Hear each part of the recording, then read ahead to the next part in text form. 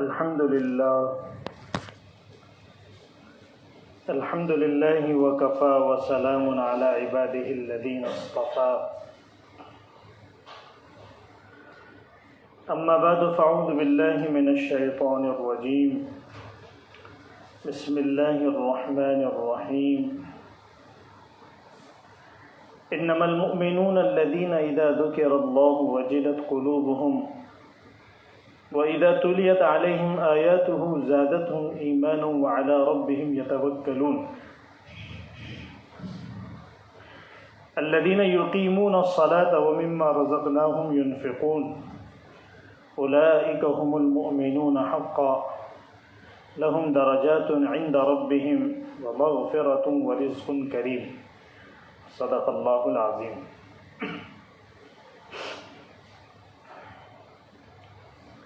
اللہ تبارک و تعالیٰ نے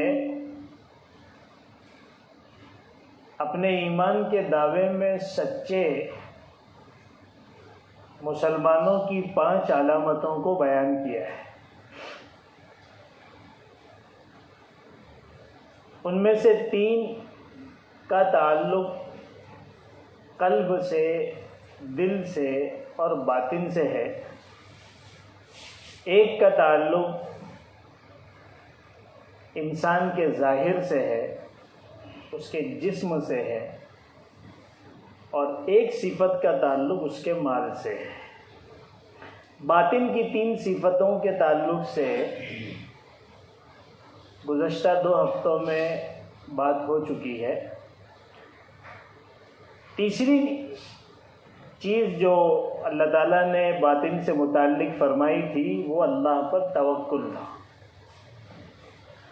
جس پر گزشتہ ہفتے بعد تقریباً مکمل ہو چکی ہے۔ حضور اکرم صلی اللہ علیہ وسلم نے اپنے فرمان اور اپنے ہدایت سے بھی ہمیں ہاتھ پر ہاتھ رکھ کر، عمل چھوڑ کر، اسباب چھوڑ کر زندگی گزارنے سے منع فرمایا۔ چنانچہ ایک موقع پر ایک صحابی کسی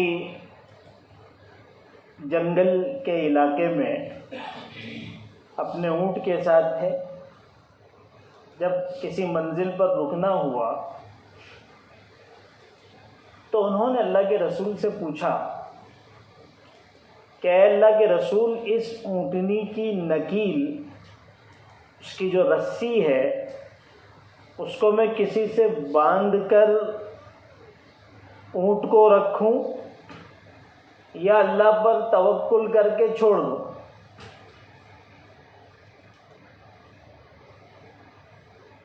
کیونکہ بچانے والا، حفاظت کرنے والا وہ تو اللہ ہی ہے،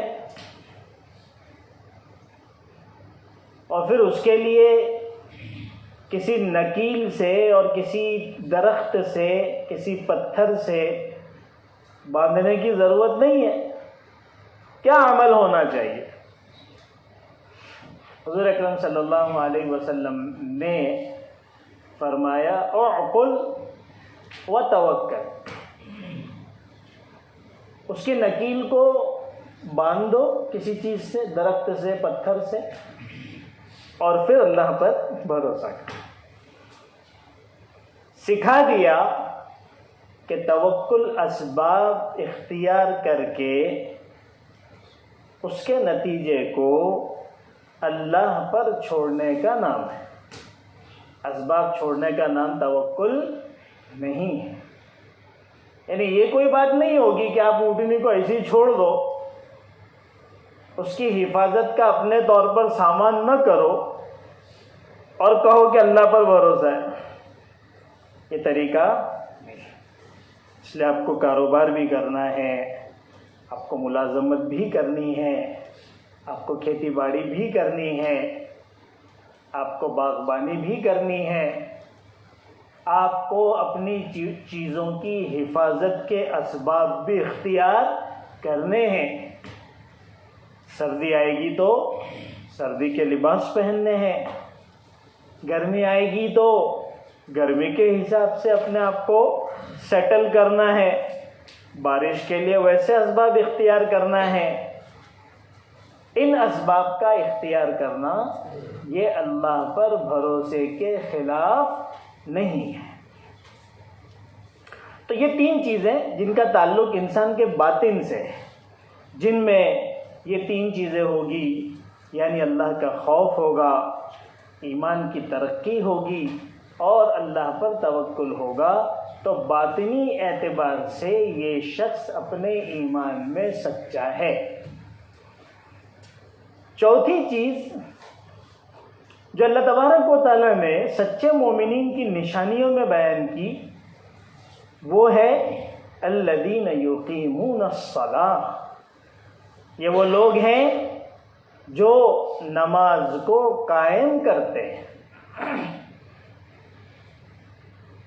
اقامت صلاۃ کا لفظ اللہ تعالیٰ نے استعمال کیا۔ ظاہر سی بات ہے کہ نماز کا تعلق انسان کے ظاہر سے ہے، ان کے جسم سے ہے۔ آپ قیام کرتے ہو، آپ رکوع کرتے ہو، آپ سجدے میں جاتے ہو، آپ تشہد میں بیٹھتے ہو، آپ سلام پھیرتے ہو، اس میں انسان کا جسم استعمال میں آتا ہے۔ تو اس عبادت کا تعلق اور ایسی جتنی عبادتیں ہیں ان کا تعلق انسان کے جسم سے ہوتا ہے، ظاہر سے ہے۔ چونکہ عبادتوں میں سب سے اہم عبادت نماز ہے، اور قرآن و حدیث سے پتہ چلتا ہے کہ جو اپنے نماز میں پکا ہے اس کی دوسری عبادتیں بھی پکی رہیں گی۔ جو نماز میں کچا ہے اس کی دوسری عبادتوں کا کوئی ٹھکانہ، کبھی کرے گا، کبھی نہیں کرے گا، کبھی چھوڑ دے گا، کبھی کوئی نہ کوئی عذر نکالے گا۔ اسی وجہ سے نماز کے اہتمام پر اللہ کے رسول صلی اللہ علیہ وسلم نے بہت زیادہ توجہ دلائی۔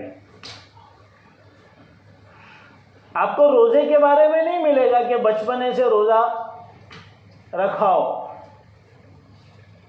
لیکن نماز کے بارے میں آپ کو ملے گا۔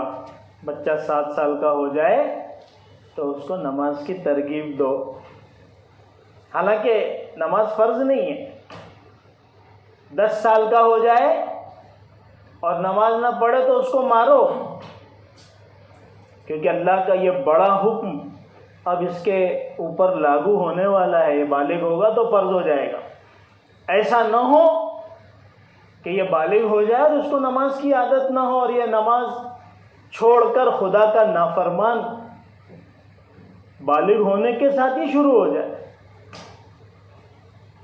سب سے زیادہ اہتمام آپ کو حضور اکرم صلی اللہ علیہ وسلم کی زندگی میں اور حضرات صحابہ کی زندگی میں نماز کا ہی ملے گا۔ تو اللہ تعالیٰ نے نماز کا ذکر کیا سچے مومنین کی نشانیوں میں الذین یقیمون الصلاۃ، لیکن جو لفظ استعمال کیا وہ اقامت صلاۃ کا استعمال کیا۔ حالانکہ نماز پڑھنے کے لیے بہت سارے الفاظ ہیں، جیسے مثال کے طور پر الذین یصلون الصلاۃ بھی آپ اللہ تعالیٰ کہہ سکتے ہیں، وہ لوگ جو نماز پڑھ لیں۔ اللہ تبارک و تعالیٰ اس کے لیے دوسرے لفظ بھی استعمال کر سکتے تھے، یؤدون الصلاۃ، وہ لوگ جو نماز کو ادا کریں، لیکن اللہ لفظ کیا استعمال کر رہے ہیں؟ یقیمون الصلاۃ۔ اور آپ کو ہر جگہ نماز کے لیے یہی لفظ ملے گا۔ جیسے ہم دعا کرتے ہیں، قرآن کی دعا ہے رب اجعلنی مقیم الصلاۃ ومن ذریتی ربنا وتقبل دعاء،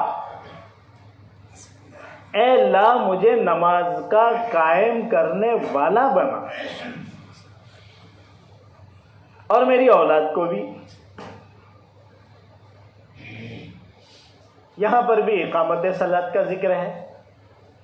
کیا مطلب ہے اقامت کا؟ کسی چیز کو بالکل سیدھا کھڑا کرنے کو عربی میں کہتے ہیں اقامت۔ جیسے آپ کے بلڈنگ کا یہ جو پیلر ہے یہ بالکل سیدھا ہے،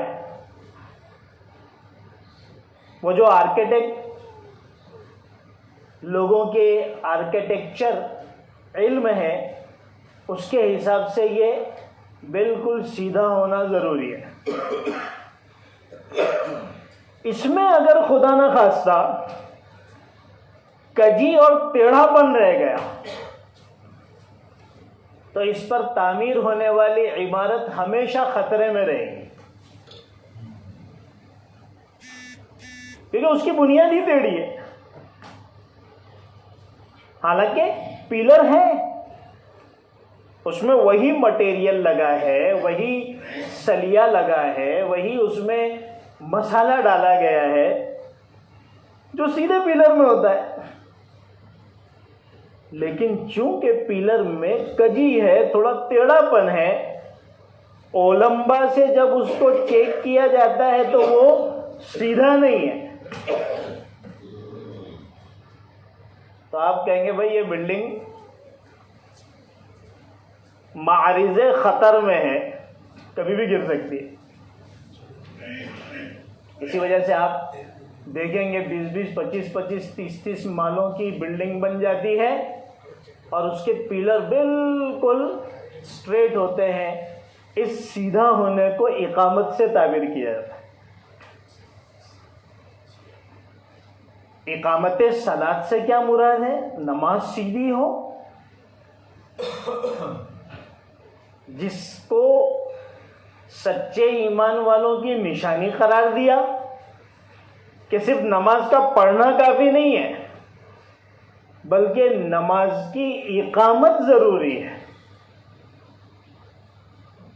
اس کا مطلب یہ ہے کہ نماز کے جتنے آداب ہیں، نماز کے جتنے سنن ہیں، نماز کے جتنی شرائط ہیں، ان سب کا لحاظ کر کے نماز کو پڑھا جائے تو جا کے وہ نماز اپنا اثر دکھائے گی. قرآن و حدیث میں نماز کے جو فضائل ہیں وہ اس وقت حاصل ہوں گے جب اقامت صلاۃ ہوگی. نماز کے جو فوائد ہیں وہ اس وقت حاصل ہوں گے جب نماز اپنے شرائط، اپنے اصول، اپنے آداب اور اپنے مستحبات اور سنن کے ساتھ ادا کی جائے گی. ورنہ نماز پڑھنا تو ہو سکتا ہے کہ اس نے نماز پڑھ لیا، اس نے اپنے ذمے سے نماز کی فرضیت کو اتار لیا. آپ کسی مفتی صاحب کے پاس جا کر پوچھو گے کہ میں نے ایسی نماز پڑھی تو مفتی صاحب کہیں گے تم نے تکبیر تحریمہ کہا تھا، اللہ اکبر؟ بولا ہاں میں نے کہا تھا. قیام کیا تھا، قرات کی تھی، پڑھا تھا، رکوع سجدہ ہاں کیا تھا. اس طریقے سے تم نے پورا کر لیا، نماز ہو گئی. کیونکہ نماز تو ارکان کے ادا کرنے کا نام ہے، لیکن وہ صرف فرض کا ادا کرنا ہے، اقامت صلاۃ نہیں ہے. اور اللہ تعالیٰ کی طرف سے جتنے وعدے ہیں نماز پر وہ سب کے سب اقامت صلاۃ پر ہے، نماز کے پڑھنے پر نہیں. جیسے انسان کھانا کھاتا ہے، کچھ لوگ بہت کھاتے ہیں لیکن وہ سب پاخانہ بن کے نکل جاتا ہے، وقت پر پیٹ بھر جاتا ہے لیکن اس کا انجام سوائے پاخانے کے اور کچھ نہیں ہوتا. اور کچھ لوگ کھانے کی چیزیں موقع کے حساب سے کھاتے ہیں تو وہ ان کے جسم کو لگتا ہے، ان کی صحت بنتی ہے. جو فضلہ ہے وہ تو فضلہ بنے گا لیکن اس کا اچھا خاصا حصہ جو کھانے سے غذا کا مقصود ہوتا ہے. آپ کو پتا ہے ہم جس کھانے کو کھانا کہتے ہیں وہ اصل ہے غذا، اور غذا کے اندر اصل ہے تغذیہ، یعنی اس سے غذائیت حاصل ہو، آپ کے جسم کے سر کے بال سے لے کر پیروں کے ناخن تک اندر باہر اس کے ذریعے سے قوت اور فائدہ حاصل ہو، تب کہا جائے گا یہ غذا ہے. سب پاخانہ بن کر نکل گیا تو تغذیہ کہاں رہا؟ بالکل اسی طریقے سے ہماری نماز سے ہم کو فائدہ حاصل ہونا چاہیے. کیا فائدہ حاصل ہونا چاہیے؟ نمبر 1 پر ہمارے گناہ معاف ہونا چاہیے، نمبر 2 پر ہمارے رزق کے اندر کشادگی اور وسعت پیدا ہونا چاہیے، نمبر 3 پر ہمارے جسم کو صحت حاصل ہونا چاہیے، نمبر 4 پر نماز کے ذریعے سے ہم گناہوں سے بچنے والے ہو جانا چاہیے، اور آخرت کے جو فائدے ہیں وہ تو آخرت میں ملیں گے کہ اللہ تبارک و تعالیٰ نے اس بات کا وعدہ کیا ہے کہ جو شخص 5 نمازوں کا اہتمام کرے گا میں اپنی ذمہ داری پر اس کو جنت میں داخل کروں گا، تو یقین ہونا چاہیے کہ انشاءاللہ ہمیں اللہ ضرور داخل کریں گے۔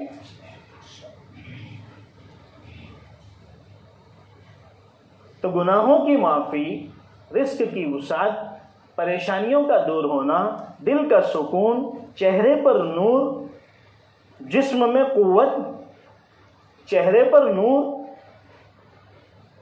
یہ ساری وہ چیزیں ہیں جو نماز کے فوائد ہیں جس کا وعدہ اور اللہ اس کے رسول نے کیا ہے۔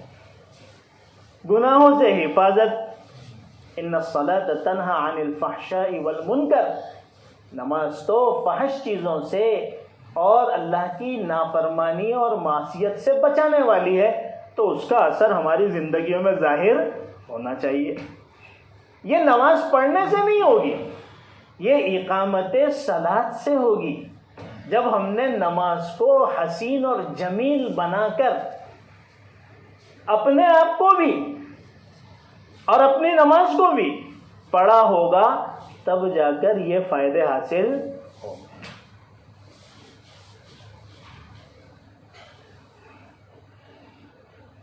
دل میں آتا ہے کہ کچھ تفصیل کروں آداب اور مستحبات کی، سنتوں کی، مختصر۔ اس کی شروعات ہوتی ہے انسان کی پاکی سے، کہ سب سے پہلے تو اس کا جسم پوری طریقے سے پاک ہو، سنت کے مطابق اس نے وضو کیا ہو، اس نے مسواک کا استعمال کیا ہو، اور مسواک نہ ہو تو کم سے کم مسواک کی جگہ پر اپنی انگلی ہی پھیر لیا ہو، 3 مرتبہ سارے اعضاء کو دھویا ہو، اور اس کے بعد نیت کر کے سنت کے مطابق نماز کو شروع سے لے کے آخر تک ادا کیا ہو، کہ ہاتھ اٹھانے سے لے کر ہاتھ باندھنے تک اور نگاہوں کے سجدے کی جگہ پر رہنے سے لے کے رکوع میں کمر کو سیدھا رکھنے سے لے کر سجدے میں اپنے 7 اعضاء کو اس طرح سے رکھنا کہ اس کا پیٹ زمین سے اتنا اونچا ہو کہ حضور اکرم صلی اللہ علیہ وسلم نے فرمایا بکری کا چھوٹا بچہ اس کے نیچے سے گزر جائے، اور جسم کا ہر عضو قبلے کی طرف ہو، اور پھر وہ تشہد میں سنت کے مطابق بیٹھے اور اشہد ان لا الہ پر انگلی اٹھائے اور الا اللہ پر گرا دے، اور پھر سنت کے مطابق سلام پھیرے دائیں طرف اور بائیں طرف، تو کہا جائے گا کہ اس نے سنت کے مطابق نماز ادا کیا۔ لباس بھی اسلامی ہو، کیونکہ آپ اللہ کے سامنے کھڑے ہو رہے ہیں۔ اللہ کے رسول کیا فرماتے ہیں؟ الصلاۃ معراج المؤمن، نماز تو مومن کی معراج ہے۔ معراج میں کیا ایسی چیز ہوئی جو ہمارے نبی کو دوسروں نبی سے ممتاز کر دیتی ہے، اور آپ کی یہ ایسی خصوصیت ہے جو کسی دوسرے کو حاصل نہیں ہوئی؟ اس کی جو خصوصیت ہے وہ یہی ہے کہ حضور اکرم صلی اللہ علیہ وسلم اپنے اس جسد عنصری کے ساتھ، اپنے اس جسم مبارک کے ساتھ 7 آسمان کا فاصلہ طے کرتے ہوئے اللہ کے بالکل قریب پہنچ گئے اور اللہ تعالیٰ سے ہم کلام ہوئے۔ یہ خصوصیت اللہ کے رسول فرماتے ہیں کہ جب بندہ نماز میں کھڑا ہوتا ہے تو وہ اللہ سے ہم کلامی ہوتا ہے، ان تعبد اللہ کأنک تراہ فإن لم تکن تراہ فإنہ یراک، اللہ کی عبادت ایسی کرو گویا تم اللہ کو دیکھ رہے ہو.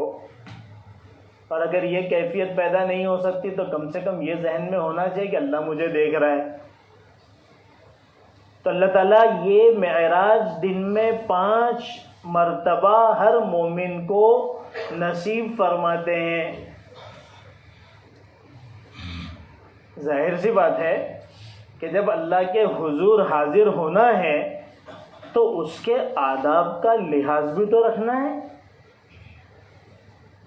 ایک معمولی سی میٹنگ میں جانا ہو یا کسی چھوٹی موٹی شادی میں جانا ہو یا کسی جگہ تفریح کے لیے جانا ہو یا اپنے ہی علاقے میں کوئی چھوٹی موٹی فنکشن کی شکل ہو تو جناب کی تیاری رہو. سلون سے لے کر استری والے تک اور جوتوں پر پالش سے لے کر بال میں کنگھی تک اور کپڑے کے اندر الگ الگ قسم کے کہ دائیں طرف سے الگ خوشبو آ رہی ہے اور بائیں سے کچھ اور آ رہا ہے، اور ہر وقت بال کے اوپر ہاتھ گھوم رہے ہیں. سیٹنگ سے لے کر اس کی شکل و صورت تک دیکھو کیسی تیاری کیا ہے. کیا ہے بھائی؟ ارے بھائی ذرا میٹنگ میں جا رہے ہیں، فنکشن میں جا رہے ہیں، اچھی بات ہے. فَأَمَّا بِنِعْمَةِ رَبِّكَ فَحَدِّثْ، اللہ نے نعمت دی ظاہر کرو. لیکن جب اللہ کے سامنے آ رہے ہیں تو عجیب پراگندہ حال ہے. اور ہر جگہ کے اپنے لباس ہوتے ہیں، فارمل انفارمل لباس ہوتے ہیں، اس کا آپ کو خیال رکھنا پڑے گا. کسی جگہ آپ چکن چلی بن کر جاتے ہیں تو وہاں کے حساب سے مناسب ہے، لیکن اللہ کے دربار میں سسٹم کچھ اور ہے. معافی چاہتا ہوں، وہاں کا لباس الگ، یہاں کا لباس الگ.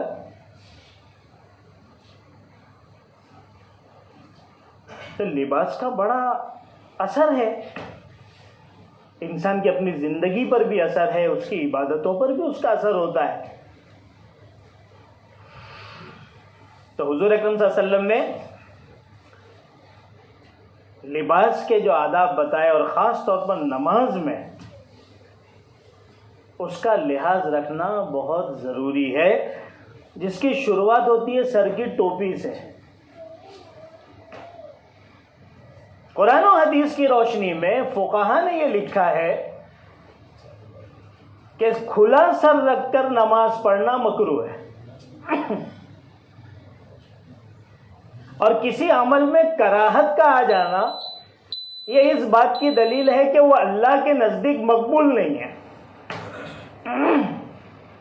بہت صاف لفظوں میں سن لیں، کسی عمل میں کراہت کا حکم آ جانا یہ اس بات کی علامت ہے کہ اللہ کے نزدیک اس کی قبولیت نہیں ہے. یعنی کھانا کھایا پاخانہ بن کر نکل گیا، جسم کو نہیں لگا، اسی طریقے سے نماز پڑھا، نماز اتر گئی، اس کی روح کو اس کا کوئی فائدہ نہیں پہنچا. اب چاہے غیر شرعی لباس ہو اس میں بھی نماز مکروہ ہے. ٹخنوں سے نیچے لنگی، جبہ، پائجامہ، پینٹ، جینز یا جو پہنتا ہے وہ ہو، یہ ساری وہ چیزیں ہیں جو نماز میں کراہت پیدا کرتی ہیں اور وہ نماز کے آداب کے خلاف ہے. علماء نے عجیب چیز لکھی جو بڑے ڈرنے کی ہے. جس کا جتنا اللہ سے تعلق ہوتا ہے وہ بیچارہ اتنا ڈرتا ہے، اور جو جتنا اللہ سے دور ہوتا ہے وہ اتنا ہی بے خوف ہوتا ہے. علماء فرماتے ہیں کہ جو شخص آداب میں تہاون کرتا ہے یعنی غفلت برتتا ہے، اللہ تبارک و تعالی اس کی نحوست سے اس کو سنتوں کے ادائیگی سے محروم کر دیتے ہیں۔ آداب کو چھوٹا سمجھا، نحوست یہ ہوئی کہ سنت سے محروم ہو گیا، اور جو سنتوں میں تعاون کرتا ہے اللہ تبارک و تعالی واجبات کی ادائیگی سے اس کو محروم کر دیتے ہیں، اور جو واجبات کی ادائیگی میں غفلت اور سستی برتتا ہے، اہمیت نہیں دیتا، یعاقب بالفرائض، اللہ تعالیٰ فرائض کی ادائیگی سے اس کو محروم کر دیتے ہیں، زندگی سے فرائض ہی نکل جاتا۔ وَمَن تَهَاوَنَ بِالْفَرَائِض، اور جو شخص فرائض کے اندر غفلت کرنا شروع کر دیتا ہے، يُخَافُ عَلَيْهِ الْكُفْرُ، اس بات کا ڈر ہے کہ موت سے پہلے وہ کفر کا شکار ہو جائے۔ آپ یہ تو چھوٹی چیزیں سمجھتے ہو، اس کا انجام کیا ہونے والا ہے یا کیا ہو سکتا ہے، اس کا خیال نہیں کرتے ہم، کتنی خطرناک چیز ہے۔ اسی وجہ سے تو اللہ تبارک و تعالیٰ نے فرمایا الذین یقیمون الصلاۃ، جو لوگ نماز کو اس کے آداب کے ساتھ، سر کے بال سے لے کر پیر کے ناخن تک، لباس سے لے کر باطن اور ظاہر تک، اور خشوع اور خضوع کے ساتھ وقت کا اہتمام کرتے ہوئے، مرد جماعتوں کے اہتمام کے ساتھ مسجدوں میں اور عورتیں اپنے گھروں میں نماز ادا کرتے ہیں، وہی سچے مومن ہیں۔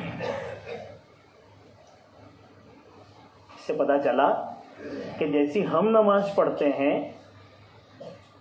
ہماری نماز کی وجہ سے ہم اپنے آپ کو سچا مومن نہیں کہہ سکتے۔ اگر ہماری زندگیوں میں، ہماری نمازوں میں آداب اور مستحبات اور سنت کی رعایت نہیں ہے۔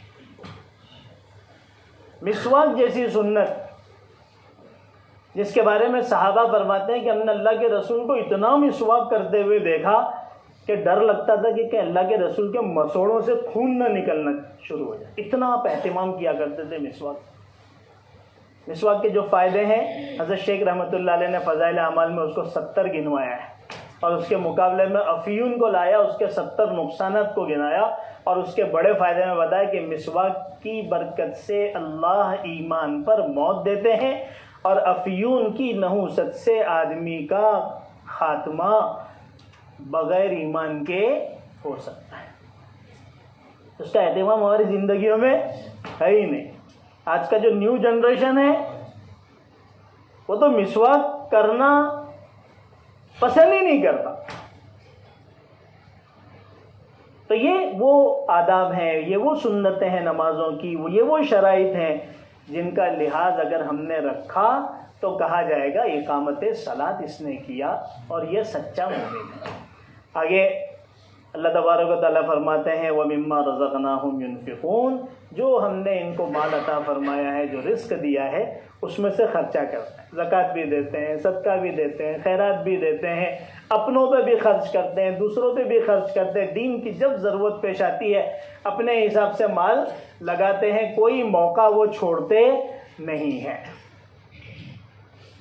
5 چیزیں بتائی، 3 کا تعلق باطن سے تھا، 1 کا تعلق نماز کا ظاہر سے تھا، اور 1 کا تعلق مال سے تھا۔ ایسا نہیں کہ مال کا جب معاملہ آیا تو خرچ کرنے کی ہمت ہی نہیں ہو رہی اور خرچ ہو ہی نہیں رہا ہے، نہیں، اصل تو یہی ہے جو ایمان کا جو ہے وہ تھرمامیٹر ہے کہ مال سے کتنا تعلق ہے۔ اگر ایمان قوی ہے تو پھر وہ مال خرچ کرنے میں کبھی سوچے گا نہیں۔ اللہ تعالیٰ یہ 5 چیزوں کو بیان کرنے کے بعد کیا فرماتے ہیں؟ اولئک هم المؤمنون حقا، یہی ہے وہ لوگ جو سچے ایمان والے ہیں۔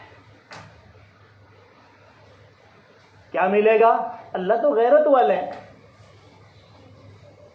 آپ کے سامنے جب قرآن کی تلاوت ہوتی ہے تو آپ کا ایمان بڑھ جاتا ہے، اللہ کا نام آتا ہے تو آپ کا دل خوف سے بھر جاتے ہیں، آپ اللہ پر توکل رکھتے ہیں، آپ نماز کو آداب و شرائط کے ساتھ ادا کرتے ہیں، اپنا مال اللہ کے راستے میں خرچ کرتے ہیں۔ اتنی بڑی بڑی صفات کے آپ حامل ہیں اور قربانی دے رہے ہیں تو آپ کو کیا ملے گا؟ بندے کی ان قربانیوں پر اللہ تبارک و تعالی بندے کو نوازتے بھی ہیں. وہ لے ہی رہے ہیں اس لیے قربانی کیونکہ اللہ کو آخرت میں ان کو دینا ہے. اللہ تعالیٰ نے اس کو آخر میں فرمایا لَهُمْ دَرَجَاتٌ عِنْدَ رَبِّهِمْ وَمَغْفِرَةٌ وَرِزْقٌ کریم. 3 انعامات کا ذکر اللہ تعالیٰ نے کیا. فرمایا ان کے لیے بڑے اونچے درجے ہیں. جنت میں ایک تو جنت کی کئی قسمیں ہیں. جنت الفردوس، جنت عدن، جنت النعیم، الگ الگ جنت کے قسمیں ہیں. پھر ان میں درجات ہیں. جیسے فرسٹ فلور پہ ہے، کوئی سیکنڈ پہ ہے، کوئی تھرڈ پر ہے، کوئی 25ویں مالے پہ ہے، اور کوئی برج خلیفہ میں تو پتہ نہیں وہ کون سے بادلوں کے اندر ہے، 150 مالا 200 مالا. اور ابھی عرب مقابلے پہ لگے ہوئے کہ کس کی بلڈنگ کتنی اونچی رہے گی، تو ہو سکتا ہے 500 مالے پہ بھی پہنچ جائے آدمی. تو اسی طریقے سے جنت میں درجات ہیں جو انسان کو اس کے مقام کے حساب سے دیا جائے گا. کتنے درجے ہیں؟ تو قرآن کریم میں جتنی آیتیں ہیں اتنے ہی درجے ہیں. قرآن کریم میں جتنی آیتیں ہیں علماء فرماتے ہیں جنت میں اتنے ہی درجے ہیں. کیونکہ حدیث پاک میں آتا ہے کہ حافظ قرآن جب پہنچے گا اور اللہ تعالیٰ جب اس کو نوازنے پر آئیں گے تو اللہ تعالیٰ فرمائیں گے اقرا ورتقی، پڑھتا جا اور جنت کے درجے چڑھتا جا. تیرا قرآن جہاں ختم ہوگا جنت کا آخری درجہ وہی ہے.